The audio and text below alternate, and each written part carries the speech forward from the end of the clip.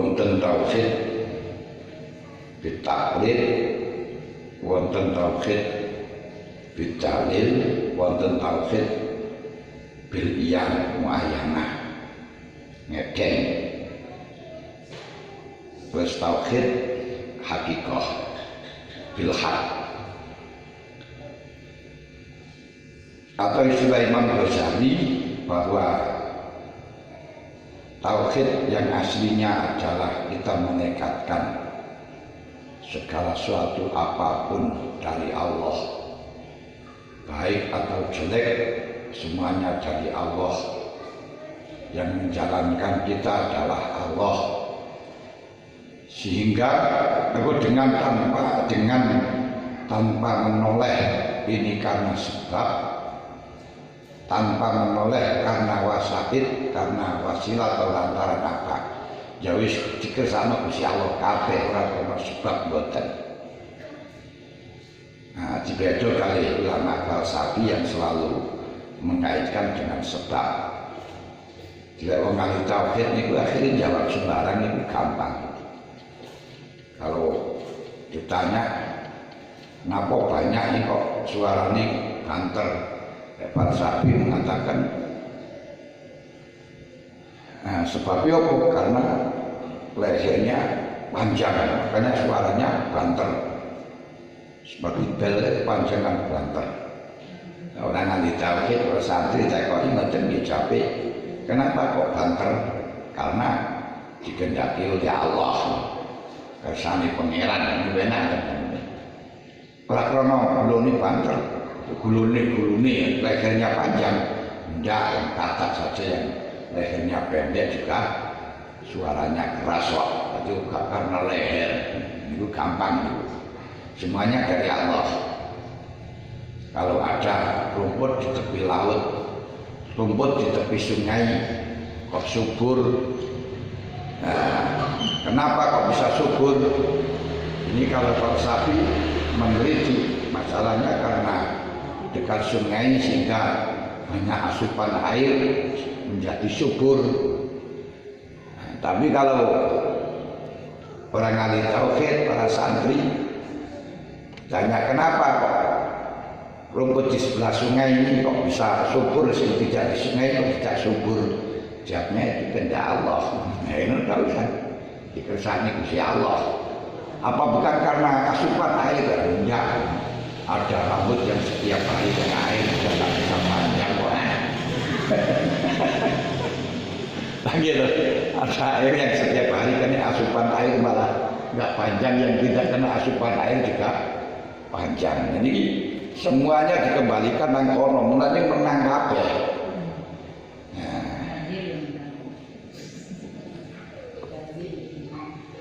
Kabeh apa iki? Yo kersane Gusti Allah, saking ngoten dari Allah.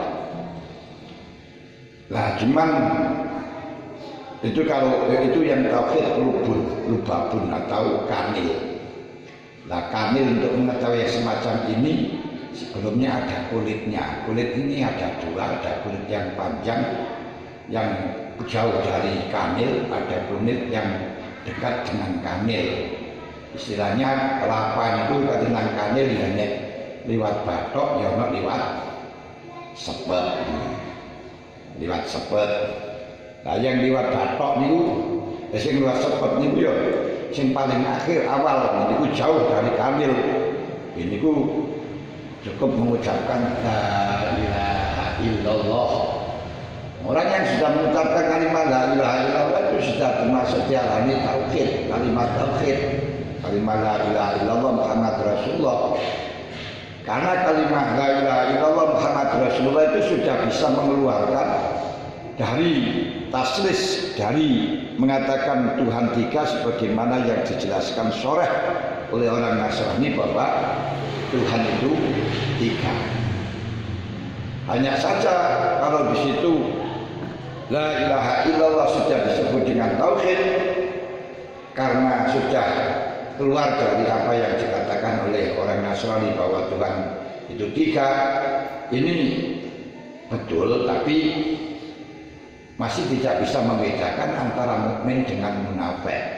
Wong munafik yang mengucapkan la ilaha illallah, wong mukmin yang mengucapkan la ilaha illallah. Hanya saja orang munafik munine la ilaha illallah niku di dalam lisan saja, tidak tembus di dalam hati. Dalam hal ini cukup tauhid di dalam fikih.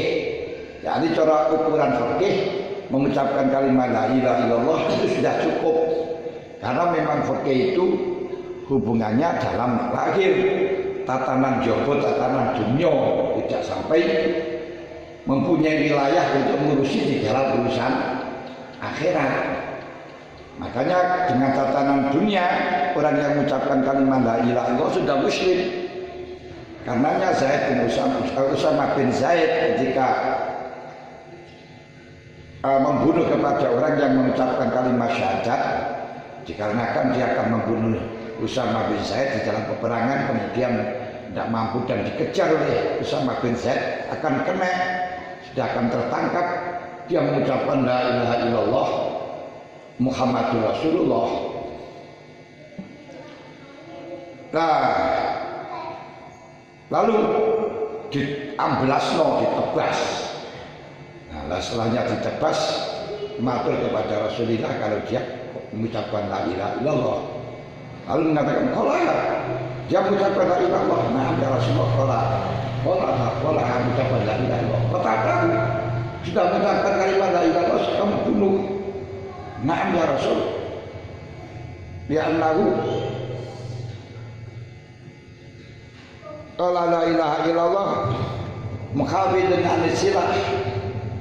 Dia itu hanya menjaga atau menghindar dari pedang. Dia itu mengucapkan la ilaha illallah karena pedang, ya Rasul. Ala syaqaqta qalbah hatta ta'lama li ajli maqalah. Kenapa kamu tidak membelah hatinya sehingga kamu mengetahui apa tujuannya? Wa man laka qaulu la ilaha illallah. Wa man laka qaulu la ilaha illallah. Wa man laka qaulu la ilaha illallah. Tingkatanmu apa? Tingkatan bandinganmu apa dengan la ilaha illallah kamu itu? Nanti di hadapan Allah apa tingkatanmu untuk mengucapkan la ilaha illallah? Jadi kiamat. Wa man laka qaulu la ilaha illallah yaumul kiamat. Bagaimana pertanggungjawabanmu dengan la ilaha illallah dari kiamat? Bagaimana pertanggungjawabanmu dari la ilaha illallah dari kiamat sampai mengucapkan 3 kali? Ini berarti menunjukkan bahwa urusan fikih itu urusan jowo mawon. Tapi tauhid, nah ini urusan jadullah. Orang yang mengucapkan la ilaha illallah itu sudah disebut dengan tauhid, tapi ban jowo. Ban jowo itu cara kelopon itu sepete ngoten. Sepet. Nah, kemudian ana sing ban jero. Ya niku rodok jero bukan jero. Batok. Tapi belum berubah. Batok niku orang yang mengucapkan la ilaha illallah Muhammadur Rasulullah, ia juga membenarkan di dalam hati. Dohirnya hati membenarkan apa yang di dalam hati, meyakini apa yang ada di dalam hati. Nah, ini cuman masih belum merasakan, belum bisa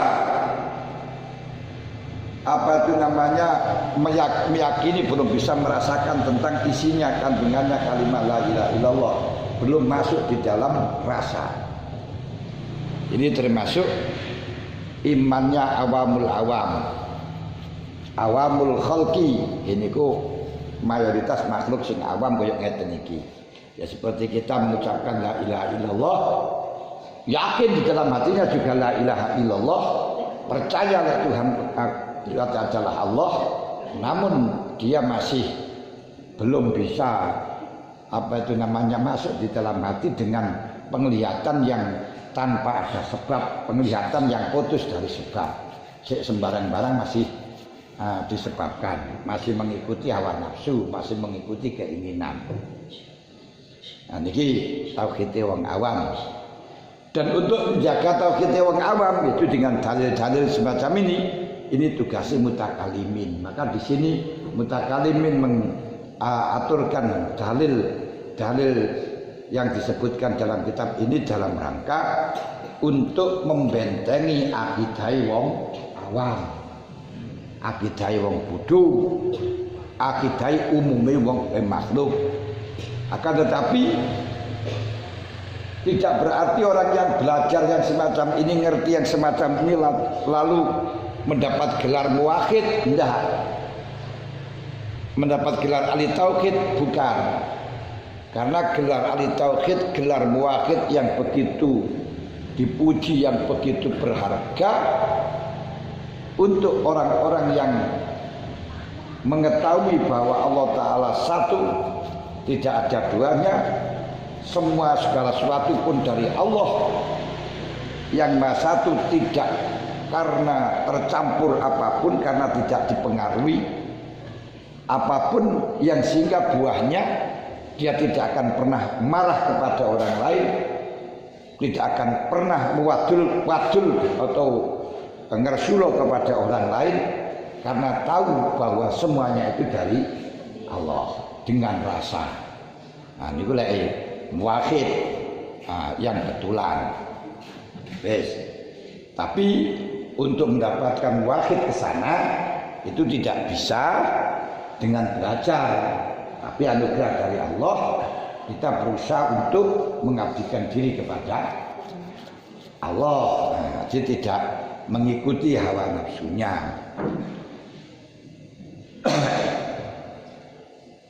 Nah, kalau orang yang masih mengikuti hawa nafsu itu belum disebut dengan muwahhid. Belum disebut dengan muwahhid, berarti masih menjadikan nafsunya sebagai Tuhan, menjadikan nafsunya sebagai pangeran, sebagaimana didhawuhna Gusti Allah, ara'aital ladzi takhadha ilahahu hawa. Apakah kamu tahu orang yang telah menjadikan keinginannya sebagai Tuhan? Berarti orang yang masih melakukan apapun yang sesuai dengan keinginan nafsu, ini berarti menjadikan nafsu sebagai Tuhan. Karenanya wong nyembah berhala niku kalau memang kita teliti dengan cara seksama dengan hakikatnya, itu sebenarnya bukan nyembah berhala, tapi dia nyembah nafsu. Kenapa? Karena dia menyembah berhala semacam itu sebab menuruti keinginannya, nafsunya yang condong dengan akidahnya orang tuanya, akidahnya mbah-mbahnya, akidahnya bapak-bapaknya sing nyembah berhala. Ngoten lho. Nah, senyum niku tok wis. Lah, untuk membentengi ini, bagi kita orang awam diwajibkan untuk mengetahui sifatnya Allah Ta'ala yang banyaknya 20, yang diantaranya sekarang yang 20 itu dibagi menjadi 4, nafsiyah, salbiyah, ma'ani, maknawiyah. Maknawiyah, ma'ani, kabeyono, pitung, udrot, irodat, ilmu, hayat, sama, basar, kalam. Sekarang tiba saatnya berbicara dengan sifat kalam. Amal kalam manapun utai kalam iku fahuwa maka utai kalam iku sifatun sifat wujudiyatun kang bangsa wujud, qadimatun kang dingin. Qadimah niku barang wujud yang tidak ada permulaannya, niku jenenge qadimah. Ana bedane karo azali menurut sebagian ulama. Le azali pokok perkara niku ditetapkan tidak ada permulaannya, baik wujud atau tidak, itu disebut dengan azali. Lek barang wujud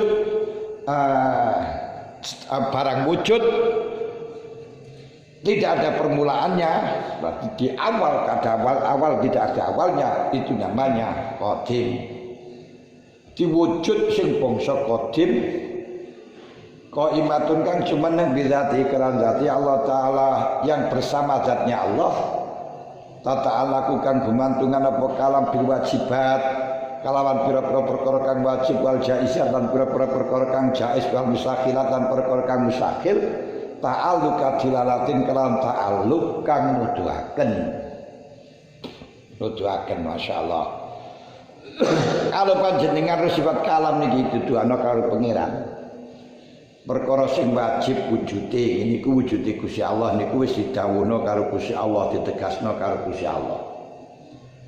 Perkara sing jaiz kados panjenengan sedaya luguh nang kene, turu nang kene, ngaji nang kene, mangan dan lain sebagainya, semuanya wis didhawuhna Gusti Allah ana azali. Wis didhawuhna karo Gusti Allah ana azali. Ora berubah. Makanya lek ndelok sifat kalam niki, siapapun orangnya, ibadahnya mempeng bagaimanapun, kalau sudah kadung didhawuhi karo Gusti Allah niku min ahli nar, sekalipun ahli ibadah di mana antara surga karo dhek niku karek sakilan, kedisian karo kalami Gusti Allah ahli nar tetep neraka, akhirnya bisa menclek. Dan sebaliknya nek karo Gusti Allah wis dituduhno ta'alluq dilalah nuduhaken, didhawuhno, dituduhno. Lek wong iki ahli jannah, senajan dableko kapira sehingga antara neraka dan dia tinggal 1 kilan, kedusian dawuh Gusti Allah, dilalai Gusti Allah akan menjadi mukmin, akan masuk surga. Kados pal ampin aura kaya-kaya wis mlebu swarga, termasuk wong alim alamah dungane mustajabah, enggak pernah nyeleset tapi ternyata neraka. Termasuk siapa? Barsiso, santrine swidake wisemi berkabeh, ngalim alamah, seakan-akan dia tinggal dengan surga kare sakilan, tapi krono wis didhawuhi ahli nar. Akhire kurang sakilan mlebu swarga ya gak sida, akhire malah jadi mati dalam keadaan kafir. Masya Allah. Tapi suwalike wis mateni wong 99. Akhir karena dhek niku kajikan teran neraka karo dhek niku kan sakilan 99. Siji ae sidane berhari-hari gak mari-mari sambun. Nah niku 99. Wah. Lah 99 niku terus bareng ngono dhek niku sik kepingin tobat ibae, terbuka atine, kepingin tobat. Sowan nang Kiai Teko. Kiai, masih ada kesempatan saya untuk tobat. Dosanya sudah berlipat-lipat. Apa dosamu? Saya sudah membunuh orang 99. Masihkah ada kesempatan saya tobat? Dawe Kiai wa kasep. Man qatala mu'minan muta'ammidan fajazaa'uhu jahannam khalidina fiha abada. Mateni wong dengan sengaja satu neraka jahanam kok. Lah wis mateni 99 wis padha karo Asmaul Husna. Wah niki jahanam bertumpuk-tumpuk pisan. Kasep kok. Mekel. Tuh Kiai ora pati kompromi pateni pisan. Blek jangkep 100. Kemudian menyesal.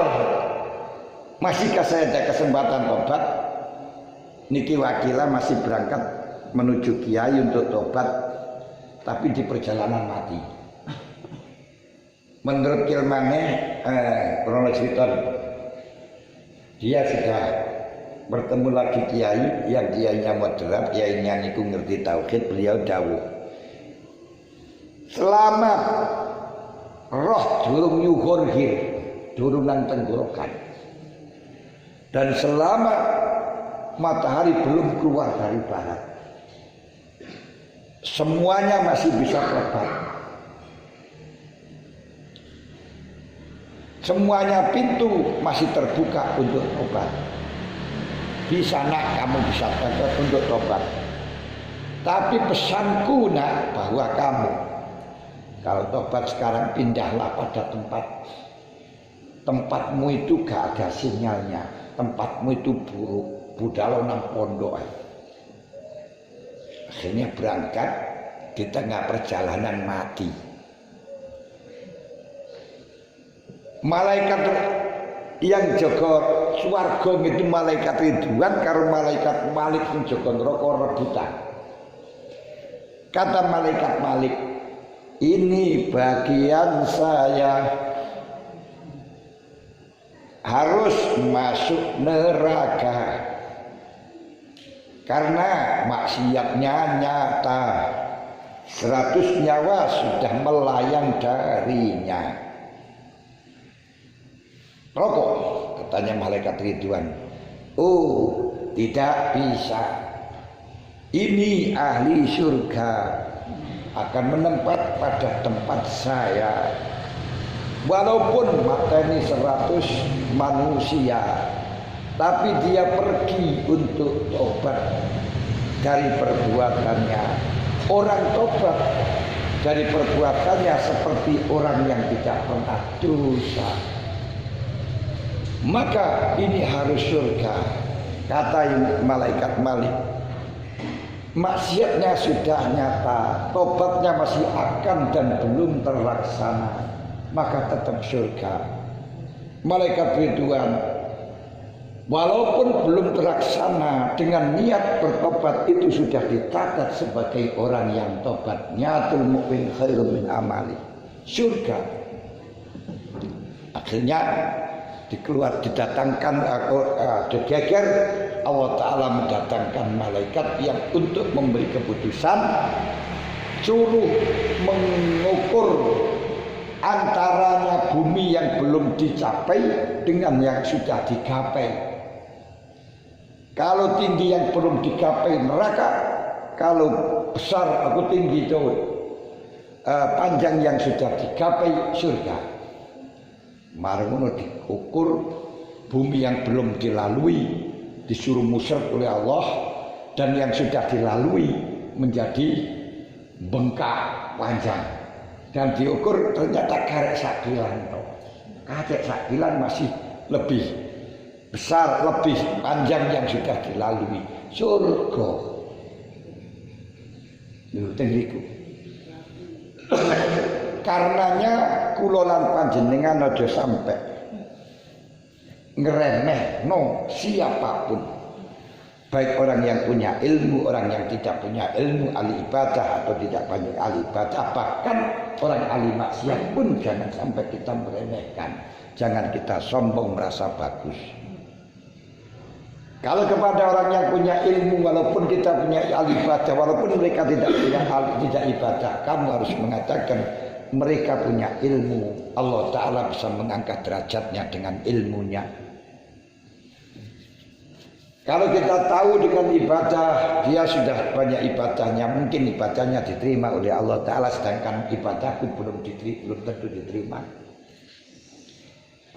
Kalau mengetahui orang yang zahirnya ahli maksiat, tapi orang mukmin, katakan saja itu yang nampak adalah maksiat, yang kelihatan maksiat. Mungkin dia mempunyai kebaikan yang ada di dalam hati, itu lebih baik daripada kebaikan saya yang nampak di dalam lahir. Mergo kebaikan yang ada dalam lahir utawa dosa sing lahir niki masalah gampang tambangane. Tapi kalau di situ ada kebaikan dalam batin atau kejelekan yang ada dalam batin, sedangkan saya mungkin banyak penyakitnya dari batin yang singgah dengan penyakit batin ini, mungkin lahir gak diterima. Mulane wong niku walaupun dosa titik terus meremehkan, itu lebih besar dosanya daripada dosa yang besar tapi merasa besar. Kenapa? Di wong meremehno dosa cilik niku lebih besar daripada dosa besar. Karena dosa besar niku lek selama si urusane njaba. Kaya dene mateni wong kaya zina kan njaba. Wong niku penyakit niku lek njaba walaupun tok parah, gampang tambanane. Dijahit barang ya gampang lek njaba.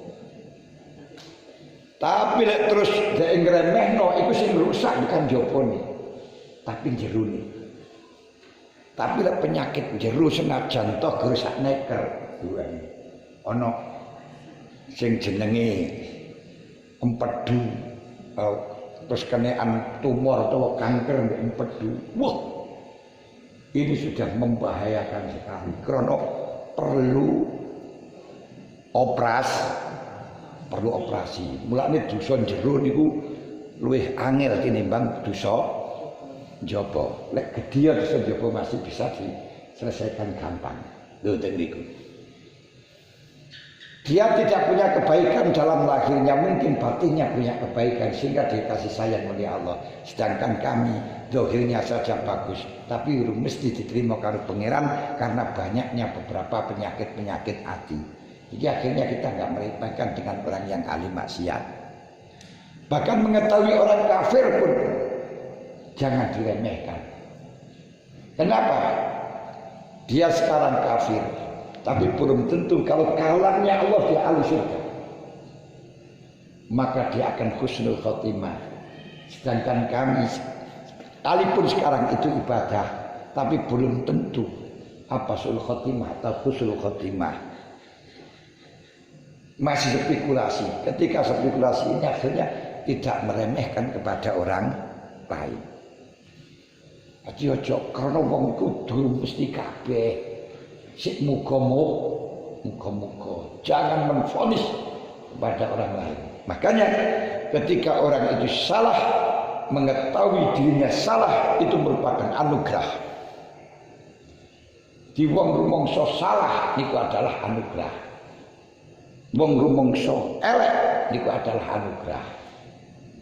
Tapi orang yang merasa dirinya baik, dirinya tidak punya salah, itu adalah musibah. Jadi ono wong kok gak ketok salahi. Ada salahnya, aku rasa salah kok, musibah itu. Tapi kalau kula sing salah, ini anugerah. Enggak gampang muni kaya ngoten niku.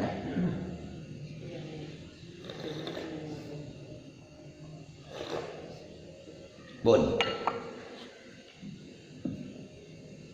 Lah, sing hubungan kali kalam niku perkara sing wajib wis didhawuhi karo pangeran. Sing jais kaya kula lan panjenengan iki iso dilebokno neraka, iso dilebokno swarga. Sifat menangi Gusti Allah.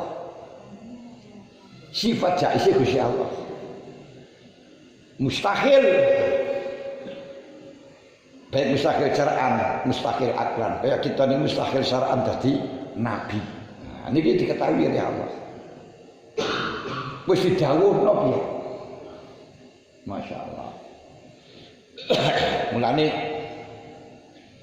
pada waktu perangan ada seorang sahabat yang sangat pemberani sekali. Begitu masuk di dalam barisan musuh sekaligus 110 orang bisa mati. Gagah pemberani.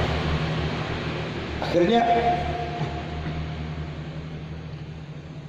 sahabat-sahabat merasa heran, ada orang kok sangat pemberani seperti ini.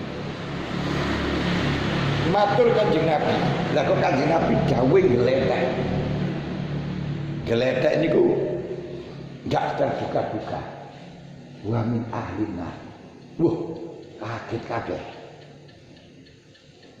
Orang yang gagah, orang yang gagah dan pemberani bisa merobos pada jaringan pada musuh. Tidak hanya seperti Mbak Elina, robos barisan pampres nggih istana. Hebat wedok nggih. Lah iku ora kendel, iku nekat ya. Nekat dikira ya istana kok polisi. Masya Allah. Lah, Kanjeng Nabi kok dawuh wa min alinna. Karena Kanjeng Nabi pun ketok catetanipun semper catetane. Mulane Kanjeng Nabi menjamin Ali Abu Sa'aimatul Khulafaur Rasyidin surga. Orang-orang yang gugur di dalam perang Badar surga. Kanjeng Nabi pun semerep dawuh Gusti Allah niku diketokaken. Kok dawuh apa yang didhawuhna karo Gusti Allah niku terus direkam, digambar, ditulis, didelen di Lauh Mahfuz. Orang yang bisa ke sana dengan arwahnya akan bisa melihat. Nah, dalam hal ini ya tidak asing lah. Kadang-kadang wong sing ngerti ilmu batin, ulama ahli batin kuwi ate mati ngeten wis. Roh pirang dina panah mati ngene ya wis. Sembarang. Kadang ya ora. Niku enak sing sebagian dikai weruh ngoten. Nah, setelahnya itu dibuntuti. Kok katanya ahli neraka terus dibuntuti. Kemudian setelahnya dibuntuti, ternyata mengetahui orang itu tertumbak. Lah, dengan tertumbak niku kelepek-kelepek gak mati-mati. Akhirnya bunuh diri. Neraka bunuh diri, Masya Allah. Betul. Iki lho, Kanjeng Nabi pun semerep kaya ngoten. Semerep. Lah mulane karena wis didhawuhna Gusti Allah kalau akan ada waliullah sedurung ngene apa-apa Kanjeng Nabi semerep. Akhire Kanjeng Nabi dawuh dateng Sidina Umar kirim salam kon nyampekno nangge Uwais al-Qarani. Durung ngene iki. Kanjeng Nabi pun semerep kalami Gusti Allah. Karena sifatun khotimatun bi haitsu law kisifal anakijab la ra'aina. Kalau hijab kita dibuka akan melihat. Kanjeng Nabi semerep. Wis enek cathetane nek dawuh Gusti Allah bakal enek Uwais al-Qarani. Lha kaya ngoten kan wis jelas roh iku ahli surga. Ya Allah. Termasuk Kanjeng Nabi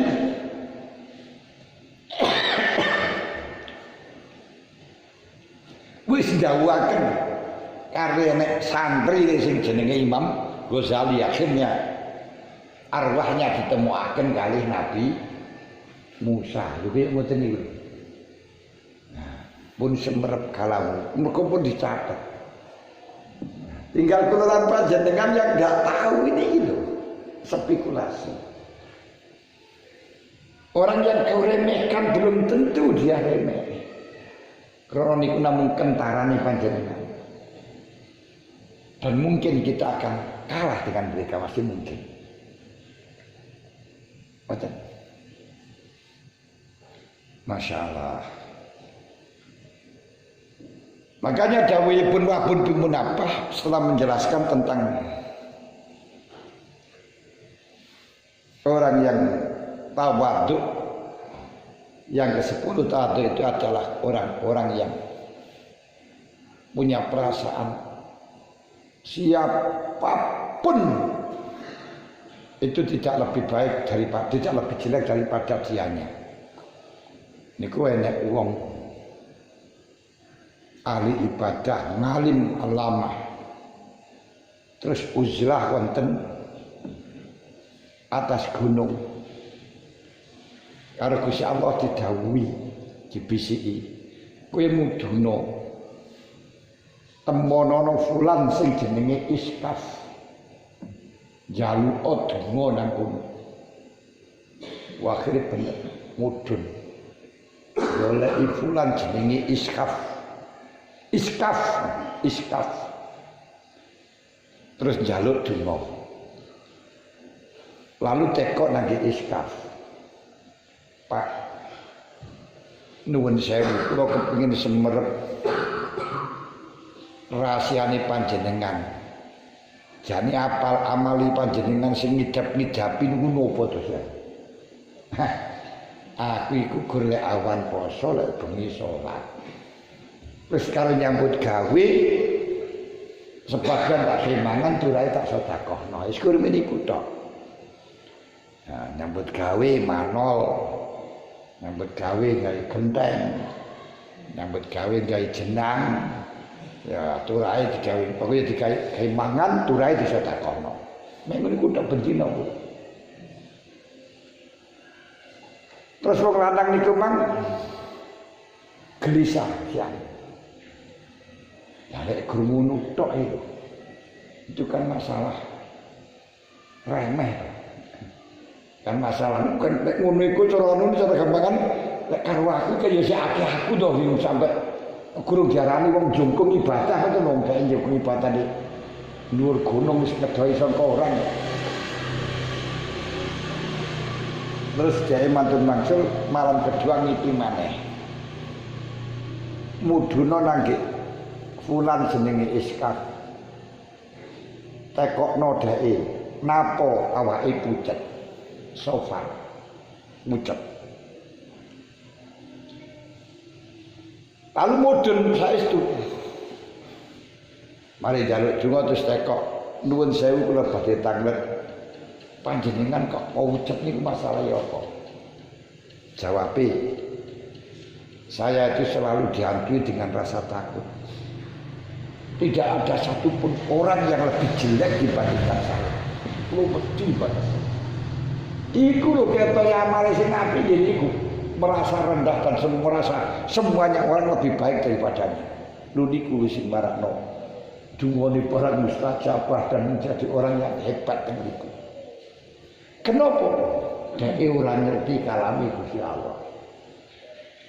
Ngerti lek wis didhawuhna karo Gusti Allah tapi enggak ngerti awake iki didhawuhne karo Gusti Allah iki neraka apa surga. Slamet apa keseret. Niki sing kejiret, slamet apa kejiret. Bahagia apa bahaya. Niki karo kabeh itu karo.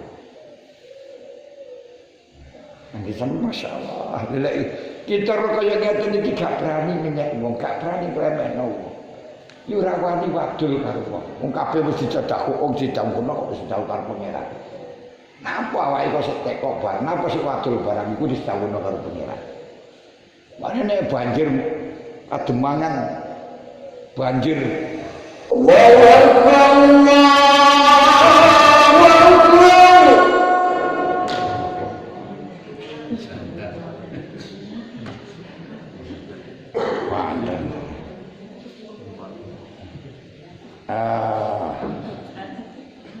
jantungnya cepot.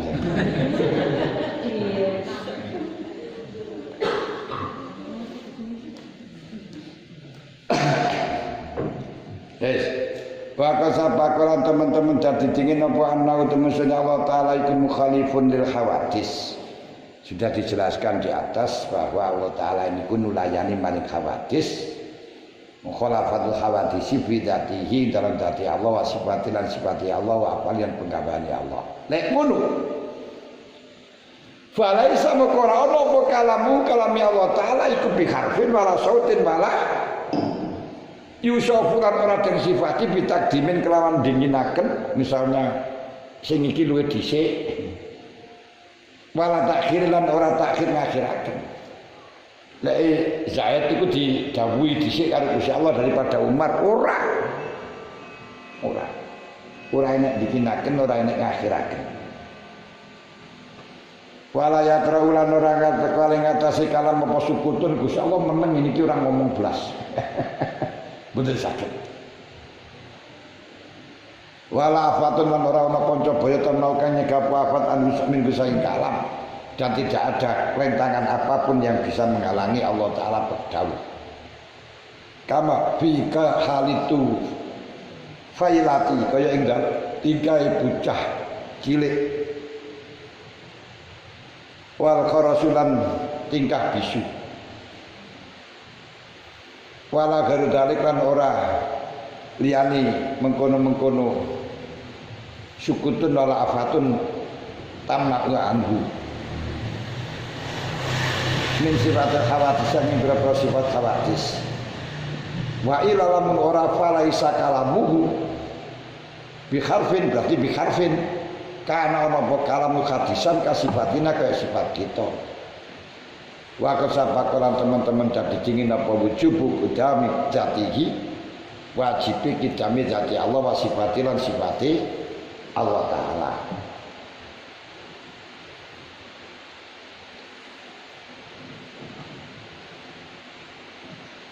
Krana Gusti Allah niku sifate dati penggaweane mukhalafatul lil hawa disi, mukhalafatul lil hawadisi, maka kalame Gusti Allah niku nggih mukhalafatul lil hawadis. Kalame Gusti Allah niku berbeda karo hawadis. Berarti nek beda kalame Gusti Allah niku gak pakai huruf, tapi lek ditulis ya pakai huruf. Gak pakai swara, lek diwaca ya pakai swara. Ora dhisik di ana susunane, ana sing keri ana sing dhisik ora. Ora iso terus Gusti Allah diarani meneng dhisik terus dawuh, meneng dhisik dawuh kaya ngeten iki wau, meneng mergo ana azan sing buanter. Mboten.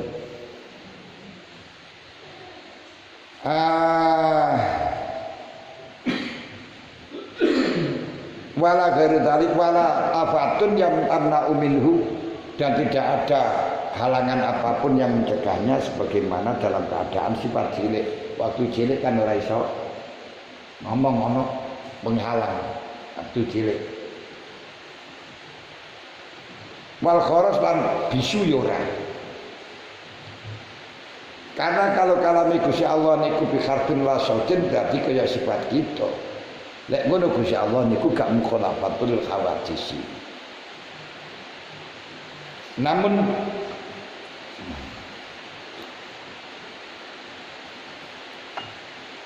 Ahmad bin Hanbal di penjara karena Raja Mutasim yang mengatakan kalame Gusti Allah niku bi harfin, sehingga mengatakan Quran itu hadis yang krono pakai huruf. Dan Nabi Ahmad bin Hanbal betul ngakoni akhirnya di penjara, dipukuli dalam waktu yang sangat dingin. Makanya ini bahayanya ketika keputusan di dalam urusan agama niku diserahno nang pemerintah, sistem khilafah. Man lauliyasatun amatun fid dunya wal akhirah, urusan dunia lan urusan agama diserahno lagi wong siji. Wah ini bahaya. Kenapa? Karena semuanya harus sesuai dengan akidahnya imamnya. Ada pas imam itu Wahabi menukai ziarah kubur musyrik, mulutan bid'ah, manakipan mungkin, akhirnya orang-orang yang semacam itu penjarakan kabeh lah ya piye jalan. Makanya sudah biar seperti di Indonesia itu pemerintahan tidak boleh ngurusi agama, agama itu urusan pribadi-pribadi yang sesuai dengan dididiknya kiai dulu betul mawon. Aman kayak ini, terus pakai khilafah semacam itu, ini ku membahayakan karena memang banyak korban. Imam Syafi'i di penjara gara-gara diperintahkan untuk menjadi qadhi tidak mau di penjara.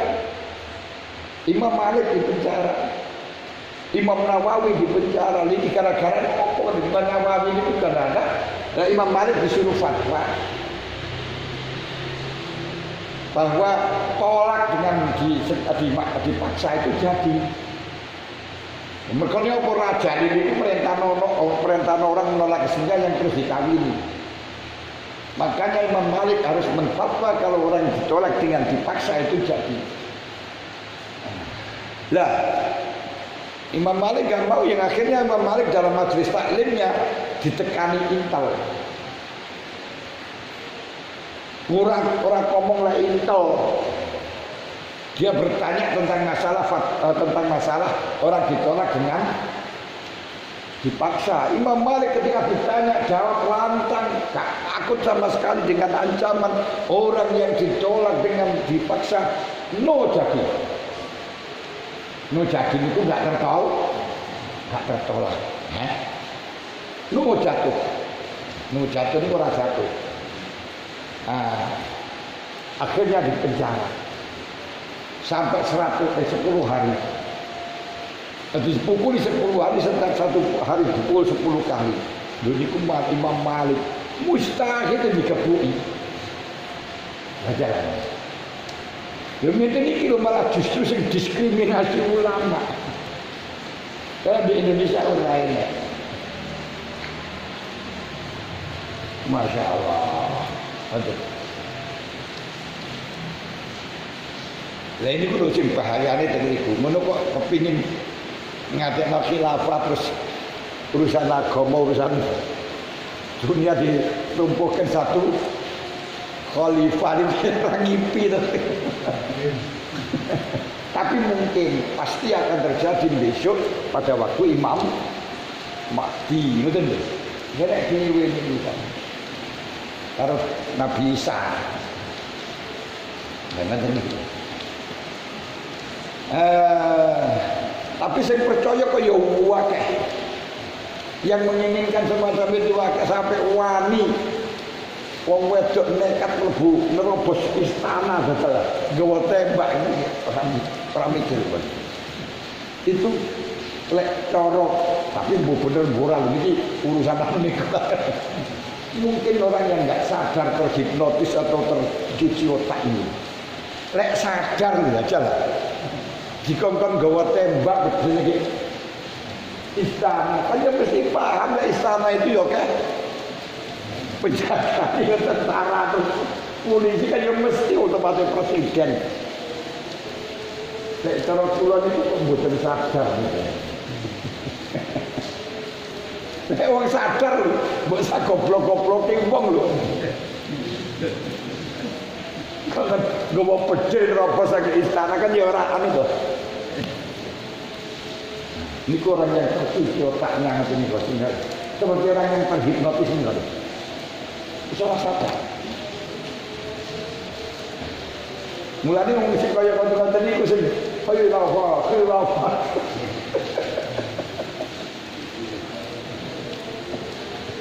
Aneh kata niku.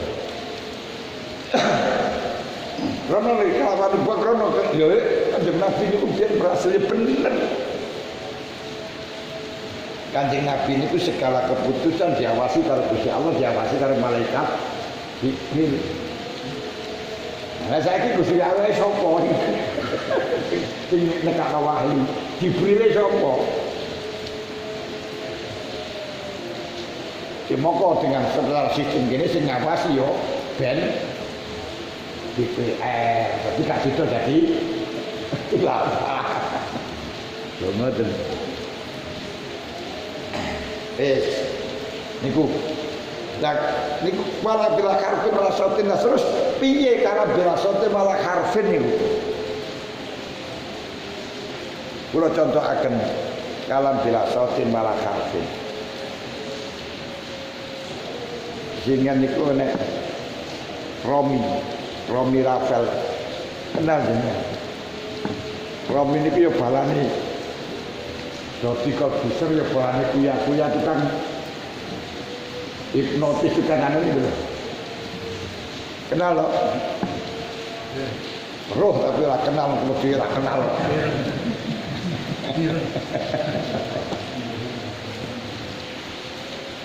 niku pas anu niku ya show niku dek mboni apa lagi lali kok di sini kalau niki mboten ningali ten TV niku cuma kalau sakit jeko anu ngoten jeko hikmah niku dhek buat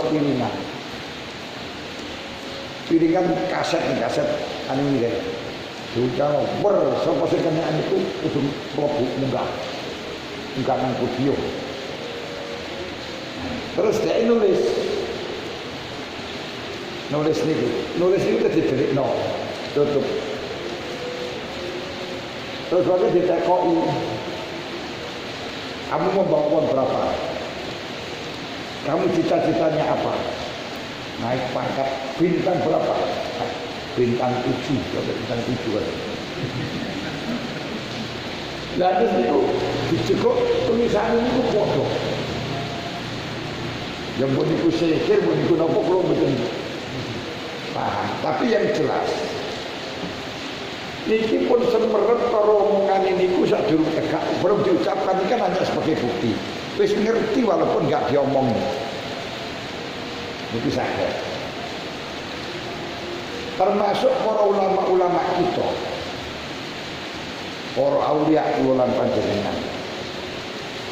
Niki semeret apa sing diomongke kula lan panjenengan kebutuhan kula lan panjenengan sadurunge diomongno. Sowan niku katanya matur niku wis dijawi kabeh. Wis dijawab kabeh. Niku sering sekali terjadi begitu niku. Kula singen niku kelas 6 arep masuk kelas 1 sanawiyah. Ngapalaken alfiah. Ngapalaken alfiah. Niku sowan dateng kiai. Ya kayak jalan yang ada niku, tapi duduk tukang nomor tukang apa? Salah tahu dawuh, salah tahu dawuh.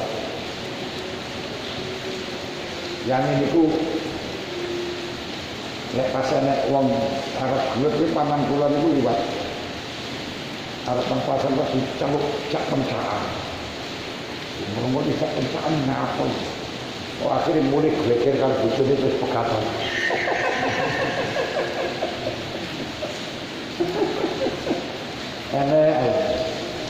Kadang-kadang wong iki aneh ngene nih. Moro nambah wong yang perlu yang baik mulai iki baik kobongan piye ngene. Senengane nggawa duit palsu. Duit mainan duit palsu. Duit palsu kan ditekel lah, mainan kan boten tok. Bisa ya direkno barang iki sing duit kan dibayari duit iki. Saya dibayari duit niku ya bahaya, niku kena opo. Nah, kalau sowan arep njaluk donga. Kayak moro niku beliau langsung mlebet dalem barengan njupuk banyu putih terus gajah itu. Nah. Ya ora sida nek matur. Jadi gitu loh. Innal kalama la fil fuadi wa innama jila lisan ala fuadi dalila. Kalam sing asline jero ati. Sedangkan yang ada di dalam lisan itu hanya sebagai dalil yang ada di dalam hati. Makanya wong sing waskita iso maca tanpa ditampa diomongno ngoten lho. Tanpa huruf, tanpa swara, iso maca. Lah iku ala panjenengan kan dene suruh mereka karo. Niku di antaranya niku yang embung konek saja. Konek terkasih konek ngeten kok ya paham wae. Nah, tengiki. Niku sing maksudi kalam bila sarfin wala sautin. Contohnya mana? Bocah cilik niku kapan lahir langsung nangis. Nangis. Kapan awake mari pipis nangis. Awake luwe nangis. Mari nyengek nangis, gitu. Nangisi bocah cilik, nangisi wong Arab karo nangisi bocah wong Jawa. Nangisi bayi Inggris, nangisi bayi Sunda, nangisi bayi Madura, ana bedane mboten? Padha kok. Oi, gitu ya. Lagi dong. Lho. Maknane oe-oe niku macam-macam. Aku luwe. Oe-oe niku aku mari pipis. Aku risih. Salinono lek ngoten. Mengko lek wis gedhe omongane beda-beda. Karena delok sing diomong. Lek wong Madura njaluk mangan yo ngakak. Lek pipis kemen. Iki lho. Asline kalame niku di dalam hati, melane nangis kabeh niku padha ya iso paham. Sedangkan diomong ke beda-beda niki mergo delok sing diomong. Makanya yang paling rawan di dalam masalah niki Karena podo antarane wahyu dengan ilham. Itu gak dengar, enggak. Tapi lo dijamin lo jadi itu merosok kabeh ora krono suarane ora krono suarane to ngerti kan Nabi jamin ngoten niku. Ora ana suara ora kurut boten. Nah, begitu. Nah, kalau orang yang tidak mengalami, boleh misalnya di Quran itu lah, radikal kitab alif lam zalikal kitab niku ketika ditulis itu diomong oleh kadhe omong kan ditulis kene suara itu apa lan paham. Ada. Wes, wa'lam.